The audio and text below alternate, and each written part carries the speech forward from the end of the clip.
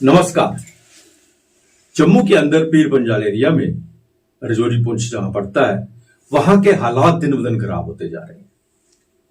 आतंकवाद दूसरे तीसरे दिन वहां पे कोई ना कोई अटैक कर रहे हैं और इसको लेके होम मिनिस्टर ने एक मीटिंग जो है दिल्ली में बुलाई थी।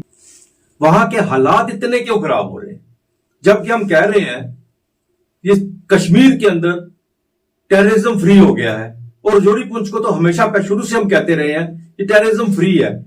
क्या कश्मीर का सारा टेररिस्ट जो है, कश्मीर का टेररिज्म जो है वो सारे का सारा जम्मू में शिफ्ट हो रहा है? अगर यही हालात रहे रजौरी पुंछ, तो क्या आगे बढ़ते बढ़ते जम्मू तक भी पहुंच जाएगा? ये सब इसके बारे में जानकारी लेंगे। हमारे साथ है ब्रिगेडियर डॉक्टर विजय सागर दीवान साहब। दीवान साहब, आपका बहुत बहुत स्वागत है। थैंक यू वेरी मच, आपका आपने बुलाया, थैंक यू सो मच।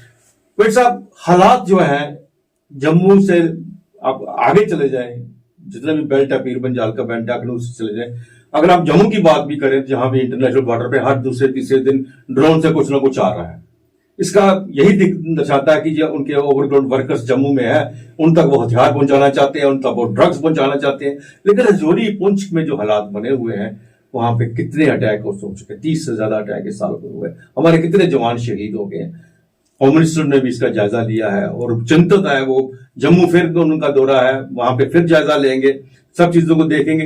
लेकिन क्या ये कश्मीर से टोटली शिफ्ट हो गया यहाँ पे रजौरी पुंछ की तरफ? अगर रजौरी पुंछ है, डेफिनेटली इसका सेक जो है, इसकी हवा जो है, जम्मू तक भी पहुंचेगी। देखिए, आपने बड़ा इंटरेस्टिंग सवाल पूछा है, क्योंकि इससे मुझे कुछ जो लोकल में नॉर्मल डिबेट्स चलती हैं नेशनल टेलीविजन के ऊपर, चाहे वो लोकल हो या नेशनल हो, तो पॉलिटिशियंस जब बात कर रहे होते हैं तो मैं बड़ा सुनता हूँ। मुझे थोड़ी सी आई वुड से इंटरेस्टिंग बात लग रही है, क्योंकि वो कहते हैं कि वो इसका ठीकरा जो है ना सरकार के सिर पे फोड़ना चाहते हैं। और कुछ लोग तो इतने डेयरिंग हैं कि वो सीधा सीधा कहते हैं सिक्योरिटी फोर्सेस की नाकामी है। अब सुन के हंसी आती है, क्योंकि ऐसी स्टेटमेंट्स वो आदमी देता है जिसको इन चीजों के बारे में कोई समझ नहीं है, और वो शायद अपने वोट गैदर करने के लिए या एक भोली भाली जनता को बेवकूफ बनाने के लिए बात करते हैं। परंतु ज्यादा मेरा मानना है आज की जनता उतनी भोली भाली और बेवकूफ नहीं है, क्योंकि मैंने काफी लोगों से इंटरेक्ट किया है। मैं भैया आप क्या सोचते हो इसके बारे में? वो मैंने जम्मू में भी किया है, इवन इस रजौरी पुंछ के इलाके में भी मैं जाता रहता हूँ, और इवन नेशनल लेवल पे जो एनालिस्ट हैं, विभिन्न जो थिंक टैंक्स का जुड़े हुए हैं, मैं भी एक थिंक टैंक चलाता हूँ जम्मू में, तो हम इंटरेक्ट करते हैं। मैं भाई आप भी ऐसे ही सोचते हो क्या? तो आगे से सब हंस पड़ते हैं। तो मैं आपके दर्शकों के लिए एक छोटा सा एक एनालिसिस पेश करूंगा कि ये इवेंट्स क्यों हो रहे हैं, क्या है। बाकी आप पे निर्भर करता है कि आप कौन सी लाइन लेना चाहते हैं। देखिए, जो इसमें कोई शक नहीं है कि आर्टिकल 370 जाने के बाद जो यूनिफाइड हेडक्वार्टर्स जो काफी पिछले 20-25 साल से बना हुआ था, वो फंक्शन करना शुरू हो गया एफिशिएंटली, बिकॉज उसकी कमांड जो है वो चलेगी मिनिस्ट्री ऑफ होम में दिल्ली से।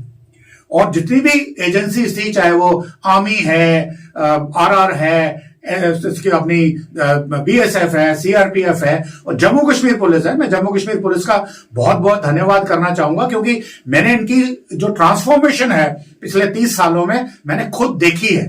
आज ये जम्मू कश्मीर पुलिस कुछ और है, और 10 साल के बाद या 5 साल के बाद ये जम्मू कश्मीर पुलिस कुछ और होएगी, ये मैं आपको बता दूं। तो उस वजह से क्या हुआ कि वैली के अंदर जो है ऑलमोस्ट इसका सफाया हो चुका है। सिक्योरिटी फोर्सेस, इंटेलिजेंस एजेंसीज, चाहे वो हवाला रूट बंद किए हों, चाहे टेररिस्ट की प्रॉपर्टीज जब्त की हों, चाहे उनको एलिमिनेट किया हो, चाहे उनके ओवरग्राउंड वर्कर्स, स्लीपर सेल्स को आइडेंटिफाई किया हो, करके डेफिनेटली ये एक हमने मेजर सक्सेस जो है चल पड़ी है।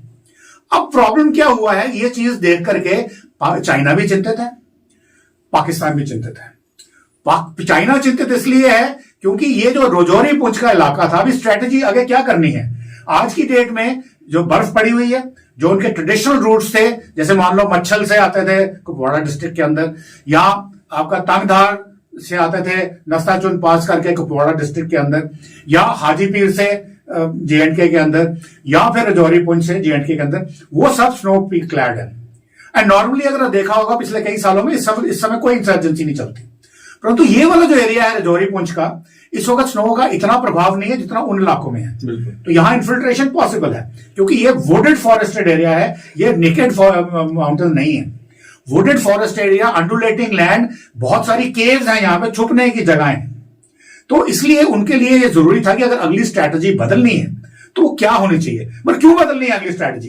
क्यों नहीं वो वेट कर सकते थे कि अप्रैल में जब स्नोज मेल्ट करे फिर हम आगे अपना आईएसआई का जो नॉर्मल फंक्शन चलता है वो चला दें?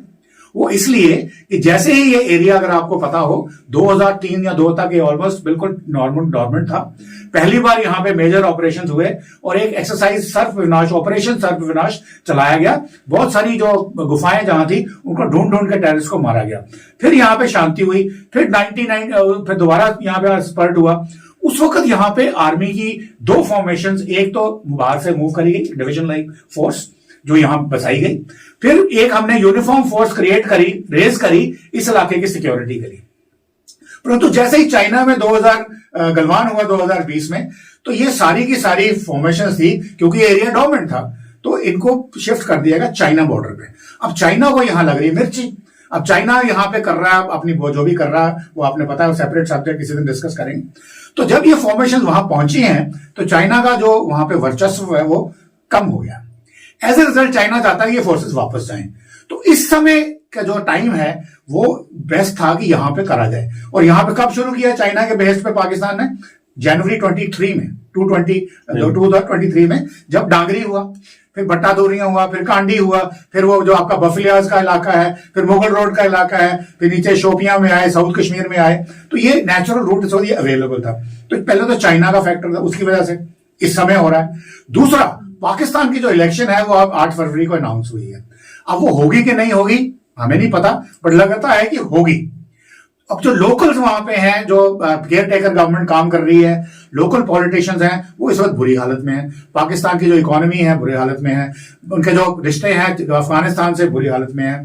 फिर इस्लामिक स्टेट खुरासान, टीटीपी तहरीक तालिबान पाकिस्तान, और दूसरे जो अलकायदा जैसे संगठन है, उन्होंने पाकिस्तान की गवर्नमेंट की नाक में धुआं किया हुआ है। अब ऐसे समय अगर इलेक्शन करनी है तो क्या मुद्दा बनाएं? तो मुद्दा उन्होंने बोला इस वक्त अच्छी बात यह है कि भारत में भी इलेक्शन होने वाली है अप्रैल में शायद, या मई जून व्हाटएवर टाइम, अभी अनाउंस नहीं हुई है। तो वो कहते हैं कि अब इस वक्त हम स्पर्ट बढ़ा देंगे, जो टेररिस्ट एक्टिविटीज बढ़ा देंगे, तो पाकिस्तान, हिंदुस्तान की डोमेस्टिक प्रेशर में मोदी गवर्नमेंट जो है वो अपनी सत्ता बनाने के लिए कोई बालाकोट या उड़ी जैसी हरकत करेगी। क्योंकि इस वक्त हमें पता है कि 250 से 350 जो टेररिस्ट हैं वो डिफरेंट लॉन्चिंग पैड्स पे इंतजार कर रहे हैं, और लॉजिकली स्पीकिंग इस वक्त उनके ऊपर अटैक होना चाहिए। और इलेक्शन है, इंपेरेटिव हो जाता है। परंतु अगर वो अटैक होता है तो पाकिस्तान की जो पॉलिटिकल एस्टैब्लिशमेंट है उनको फायदा होता है, उनको बहाना मिल जाएगा बताने का, देखिए इंडिया ने हमारे पे अटैक किया। तो इंडिया का अटैक है और हम वो उस तरीके से जो पाकिस्तान की जो जनता है उनको वो अपने फेवर में गैल्वनाइज कर। लेकिन इसमें तुम अगर दूसरी तरफ देखें कि जिस तरह से ये बात पहले भी सामने आई थी, अगर ऐसा अटैक होता है तो पाकिस्तान की बजाय मुझे लगता है कि इंडिया को ज्यादा फायदा होगा इलेक्शंस में, इसमें भारतीय जनता पार्टी को ज्यादा फायदा होगा। यही पाकिस्तान की सोच है कि इंडिया सोचेगा कि हमें फायदा होगा, अल्टीमेटली उनको भी फायदा होगा। तो वो चाहते हैं, परंतु मोदी जी को इसमें रिस्ट्रेंट रखना जरूरी है। India is not to retaliate, क्योंकि रिटेलिएशन की जो नेक्स्ट एक्शन है वो भी रिटेलिएशन ही होगी। तो फिर ये किस्म का युद्ध भी शुरू हो सकता है, सीजफायर वायलेशन हो सकती है, सीजफायर पैक्ट है, और युद्ध शुरू हो गया तो उनको, पाकिस्तान को डिविडेंड ज्यादा मिलेंगे, फिर इलेक्शन पोस्टपोन हो जाएगी। वही तो वो चाहते हैं। इसलिए यहां रिस्ट्रेंट रखना बहुत जरूरी है, और दूसरे तरीके से इनको काउंटर करने की जरूरत है। और वो दूसरा तरीका क्या है जो आपको पता लगा कि पहले और डिफेंस मिनिस्टर आए थे रजौरी पुंछ में, फिर होम मिनिस्टर भी थे उसके पहले, फिर उसके बाद दिल्ली में मीटिंग, जम्मू में डगरोटा में मीटिंग हुई, फिर दिल्ली में हुई, अब फिर होम मिनिस्टर वापस आ रहे हैं। तो इसका मतलब इसको इसी लेवल पे जड़ से खत्म करना है अपनी पूरी ताकत के साथ। अब क्रिटिक्स पूछते हैं, स्पेशली जो पॉलिटिशियंस हैं, कि पहले क्यों नहीं किया। पहले ये सिचुएशन थी नहीं। टेररिस्ट या अटैकर के ऑल पास हमेशा इनिशिएटिव होता है, और वो डिफेंडर या सिक्योरिटी फोर्सेस से एक कदम हमेशा आगे रहता है। तो आगे रह के उसने ये कर दिया, जिस तरीके से, जिस स्ट्रैटेजी के साथ कश्मीर में खत्म किया, वही स्ट्रैटेजी अब यहां लगेगी। और आई एम श्योर हमारी जो फोर्सेज है, आर्मी है, पुलिस जो मैंने बोला है, इंटेलिजेंस एजेंसीज हैं, वो बहुत कॉम्पिटेंट हैं। मुझे उनको ये कोई सजेशन देने की जरूरत नहीं है, जब वो आज जो सर्विंग लोग हैं उनको सब मालूम है। परंतु फिर भी मैं एक छोटा सा ये इशू करना चाहूंगा कि डिफेंस, ये आपको अगर होम मिनिस्टर की मैं स्टेटमेंट दिलाऊं, जब डांगरी हुआ था जनवरी 2023 में, उन्होंने फिलहाल बहुत अनाउंसमेंट करी थी कि हम 18 सीआरपीएफ कंपनीज बढ़ा देंगे। आज भी उन्होंने मेरे ख्याल में दिल्ली में जो हुई है कुछ बोला है कि हम पूरा करेंगे, इसमें हम मोर बूट्स ऑन ग्राउंड लाएंगे। तो मैं उनको फिर बताना चाहता हूं, देखिए हमें भी 30, 35, 40 साल का भी एक्सपीरियंस है, एंड आई एम श्योर जो आर्मी के एडवाइजर्स हैं प्रधानमंत्री के पास, मिनिस्ट्री ऑफ डिफेंस के जो एडवाइजर्स हैं, या इवन पुलिस वाले बता रहे होंगे कि सर बूट्स ऑन ग्राउंड इतने ज्यादा बढ़ाएंगे तो ज्यादा नाके लगेंगे, ज्यादा पॉपुलेशन कंट्रोल मेजर्स होंगे, सर्चन वगैरह होंगी, तो उसमें जो लोकल जनता है वो बहुत ही इनकन्वीनियंस में आएगी, और हो सकता है उसका popular sentiment against government, against India हो जाए। उसकी जगह पे आज जरूरत यह है कि हमारी जो फोकस है वो 90% जाना चाहिए overground workers, sleeper cells, sympathisers, उनको एलिमिनेट करने में। अगर वो खत्म हो जाएंगे, जैसे बट्टादूरियों में आपने देखा कि जिन्होंने अटैक किया था आर्मी की उस कॉन्वाई के ऊपर, जो इफ्तार पार्टी के लिए गांव में इफ्तार लेके जा रही थी, उसके ऊपर अटैक किया था, वो 3 हफ्ते से किसी 2 घरों में रह रहे थे गांव में, और वहां से अपनी सारी गतिविधियां रेकी शेकी जो करते थे वहां से करते थे। तो इस किस्म के लोग अगर एलिमिनेट हो जाएंगे तो वैसे ही उनका जो सपोर्ट है टेररिस्ट के जो पाकिस्तान से आ रहे हैं वो खत्म हो जाएगी, insurgency will automatically go down. तो उस पे करने के लिए आपको जरूरत है कि वहां पे इस इलाके में इतने सारे एक्स सर्विसमैन अवेलेबल हैं जो ट्रेन फोर्स है। बिल्कुल, वीडीसी को वीडीसी इनको करिए, और वो लोग जो हैं एक मैकेनिज्म बनाइए कि वो टच रहे लोकल आर्मी फॉर्मेशन जो एरिया डोमिनेट कर रही है, गांव और शहरों के अंदर पुलिस फॉर्मेशन, पुलिस हेडक्वार्टर्स जो उनको पकड़ रहे हैं, तो वो उनको ह्यूमन इंटेलिजेंस भी दें, टेररिस्ट की आवाजाही के बारे में बताएं, जो होता है। ये कोई नई बात नहीं मैं बोल रहा हूं, बट इसको थोड़ा और बड़े पैमाने पे लेकर। ब्रिगेडियर साहब, एक चीज मैं देख रहा हूं कि कश्मीर के अंदर जिस तरह से ओवरग्राउंड वर्कर्स है, यहां मिलिटेंसी स्टार्ट हुई जैसा आपने कहा पहले से शुरुआत में, लेकिन रजौरी पहुंच के अंदर ओवरग्राउंड जो वर्कर्स या स्लीपर सेल बहुत कम थे, नहीं के बराबर थे। वहां का सबसे ज्यादा जो गुज्जर बकरवाल जो होता था वो जगह जगह जाता था, जंगलों में जाता था, पहाड़ों में जाता था, और वो नेशनलिस्ट थे। कभी भी उन्होंने कोई ऐसी एक्टिविटी नहीं की, एंटी नेशनल एक्टिविटी नहीं की है। हाँ, फोर्सली उनसे करवाया गया हो, गन के ऊपर करवाया गया हो, वो दूसरी बात है, लेकिन अब अचानक जो है वहां से कहां से कैसे पैदा हो गई ये सब? देखिए, मैंने बोला ना, ये मैंने रीजन बताया आपको, पाकिस्तान की आईएसआई की क्या मजबूरी है या चाइना की क्या है, तो उन्होंने इस चीज को करने के लिए अपना पूरा होमवर्क किया होगा। अब मैंने बोला कि वो जहां पे गुजर बकरवाल या मुस्लिम पॉपुलेशन है, जिसको हम कहते हैं यार ये एंटी नेशनल है, ये गलत बोलते हैं। रेस्ट ऑफ इंडिया अगर कोई ये प्रोग्राम देख रहा हो उसको बताओ, जम्मू कश्मीर के मुसलमान भी उतने ही भारतीय हैं जितने हम हैं। तो ये किसी रिलीजन पे हमने उंगली नहीं उठानी है, परंतु जो ओवरग्राउंड वर्कर्स वगैरह निकलते हैं, मैं ये कहता हूं ये उनकी मजबूरी हो सकती है। अब मजबूरियां क्या है? एक हो सकता है उनकी रिलीजियस इंडोक्ट्रिनेशन हो, सारों की नहीं है। मैं नहीं कहता कि 100% जो इस्लाम को मानने, हमारे दोस्त हैं वो हमसे खुल के बात करते हैं, हमें मालूम है, हम उनसे इंटरेक्ट करते हैं। किसी को मजबूरी में वो अगर इंडोक्ट्रिनेशन हो गई है तो वो हो सकता है काम करे, या उसके ऊपर गन का जोड़ रहे हैं। जैसे मिलिटेंसी जो कश्मीर में थी, मिलिटेंट्स जो थे वो करते थे, गन के ऊपर खाना मांगते थे, सेक्स मांगते थे, शरण मांगते थे। यही चीज पंजाब के मिलिटेंट्स ने भी यही गलती की थी जब उनके केपी सिंह गिल ने उनको एलिमिनेट करा।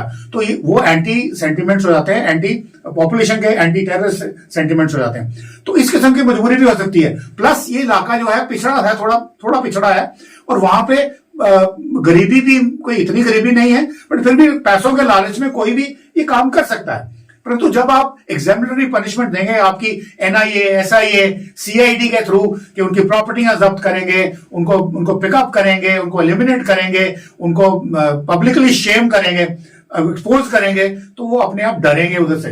अभी वो डरते थे मिलिटेंट से, अब उनको डर आएगा कि अगर हमने गलत काम किया तो हम भी बचेंगे नहीं। तो उसमें 100% अगर वीडीसीज में अगर वही सरेंडर्ड मिलिटेंट है या एक्स सर्विसमैन है, वो उस ऑर्गेनाइजेशन के अंदर आता है और वो उसको पता है कि इसकी मिलिटेंट्स की गतिविधियां कैसी हैं, वो उनको बताता है, तो डेफिनेटली सिक्योरिटी फोर्सेस को बहुत बड़ी सफलता मिलेगी और it's a matter of time होगी। आखिर में मैं आपसे जिस तरह से मैंने शुरुआत में कहा, क्या इसकी आंच जो है जम्मू की तरफ भी बढ़ती जाएगी? क्योंकि रजौरी पुंछ से आप कहें तो जम्मू के बारे में तो पता ही है, यहाँ कितने अटैक हुए और कितने ओवरग्राउंड अंडरग्राउंड वर्कर्स जो है, स्लीपर सेल है, कुछ हमारे सराउंडिंग एरिया में है, और पुलिस का उनके ऊपर नजर भी है।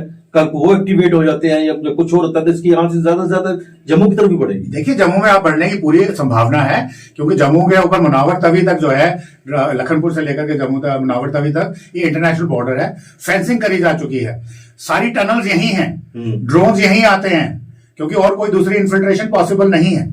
तो इसलिए ये आज जम्मू की तरफ आ सकती है। और मैं आपको यकीन से कह रहा हूं कि अगर होम मिनिस्टर ने पिछले 1-1.5 महीने में 3 मीटिंग्स कर ली, 2 विजिट्स कर ली, इसका मतलब यह है कि अभी काम ये सीरियस है, वो उसको वहीं पे खत्म करेंगे।